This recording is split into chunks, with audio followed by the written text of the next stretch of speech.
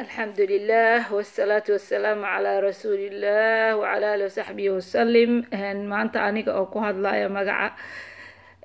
asxaabtayda dhammaan iyo members iyo dhammaan haweenka Soomaaliyeed waxaan rabnaa inaan daahfurno programkeena cusub oo ah Somali Women's Empowerment and Organizing Services. Somali Women's Empowerment and Organizing Services waa urur haween oo u furan cid alla iyo cidii daneynaysa inay wax ka bedesho nolosha aan ku noolnahay UK. waa nolol aad iyo aad taf u ah mid aan soo dhexgalnay annagina orodkeeni dhankii u lahaa inkastoo aan wax badan qabanayno haddana weli gaabis ayaa daal badan uu nahayaa laakiin more aan maxay ahayto gundiga dhiisha isaga dhigno waan gaari doonaa sida aan isleeyahay biidnillaahi albaari because wax kastaba waxay timaadaa in informationka la share gareeyo la isku dubarido in organized la yahay in communication keenu uu higher than anybody else uu yahay isku xirkeenu waa inuu sareeyaa tafaraaruqa iyo mashaakilaadkuna dadka ayay kala jabiyaan midda kale power of knowledge inaan abka dhigna iyo hay hooyo kasta oo Soomaaliyeed ma jirto qof aqoonta ku dhalatay waxaan isleeyahay qof kasta uu baran karaa qofna cilmiga kama weynaado ilaahay subxaanahu wa ta'ala cilmiga waxa uu ku tilmaamay nuur waxa uu cilmi aqoon la'aantana waxa uu ku tilmaamay mugdi ama dhulumaad ama jahli kaas oo ku liid gareeyo qof walba jidka xun manipulationka iyo waxyaalahaas problemka ah iyo yani isfahmid la'aanta carruurta naga xalin doonta waxaan rabnaa inaan la communicate gareyno dadka wadanka iskale oo na soo dhaweeyay oo in badan oo nolosheena ah ay ku tiirsan tahay xaqiiqada waxaan rabnaa inaan saxno kan annaga iyo carruurteena ah waxaan rabnaa haddii ilaahay yiraahdo inaan saxno kan community-yada kale oo wadanka nala joogo iyo organizationska oo safeguardingka ugu horeeyo oo aan annaga in badan ka tabanayno inaan tabashadeena iyo rabitaankeena intaba uga hadalno anigoo isku dayi doona haddaan nahay Somali Women's Empowerment and Organizing Services inaan idiin soo fadhiisino dad badan oo su'aalihiina ka jawaaba in badan ayaan arrintan ku mashquulsanayn fadilaahi alxamdu wal man maanta waxaa diyaar noo ah cid kasta inay nooga jawaabto su'aalaheena waxaa diyaar noo ah dad khubaro ah oo wadankan u dhashay ama yimid oo naga soo horeeyay ama ethnic minority women's group ah haddii aad ka xishoonaysa inuu nin intuu soo involve gareeyo ku magaciisiyo waxaan dooranaynaa haddii ilaahay yiraahdo inaan booliiska social serviceska dadka in badan oo umada kamid ah oo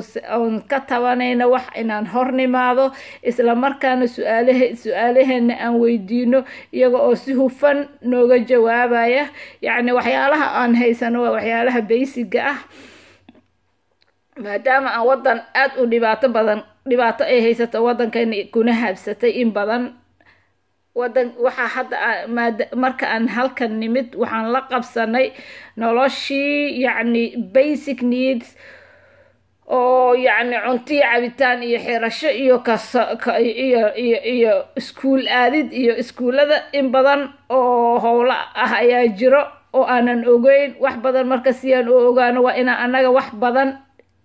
isla xiriirnaa annaga oo wada jirnana su'aalaheena dadka nooga jawaabi karo aan la kulanaa weydiina insha Allah qaybna ka noqonaa bulshada inteeda kale waxaan nahay dad isolated ah sida lagu tilmaamay haweenka Soomaaliyeed waxaan isolate gareynaa ma naqaano diintu isolation nooma sheegin nimanka kaliya wax qaban karana lama dhihin nin iyo naagba cid kasta oo fikrad saliima la timaado horumarkana jecel waa la ogol yahay diinta oo meelna diinta ay ku reebayso ilaa iyo hadda ma arag maadaama aan in badan ka aqaano diintayda alxamdulillah quraanka in badan ayaan aqaanaa maanta hal aayad oo qur-aankaas ilaahay ka mid ah oo tafsiir aan u raadinayo ma jirto. waxaan kaloo rabaa in aan encourage gareeyo qof walba inuu diintiisa barto. diinta islaamku waa naseexa, waa mid diimaha kale ixtiraam weyn u hayso, waa mid aan qof walbaba waxay sameynaysa aadan faraha inaad la gelin, inaad la gasho kuu diidayso. waa in adiga taada haddii aad ka adkaato jidka toosan aad janno iyo wanaag ku helayso, adduunkaagana ku horumarayso. ilaahi subxaana watacaala markuu mu'miniinta tilmaamayna waidaa maruu billaqwi maruu kiraamu yiri, yacni markaa waxyaalo badan ooda nafsadaadu jeclaysan aa aragto inaad ka socoto, ilmaheenana aan ku tarbiyeyno si confidencigooda uu high u noqdo. diintu waxay boost garaysaa qofka confidencegiisa. aqoontuna waa aqoonta dhan oo lagu sheegayana waxaa base u ah diinteena.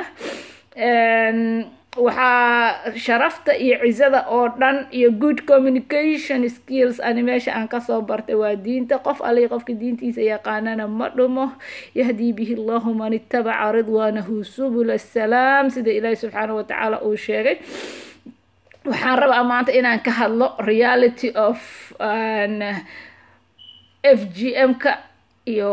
child protection-ka iyo muxuu ahaa iyo social servicesku wuxuu yahay in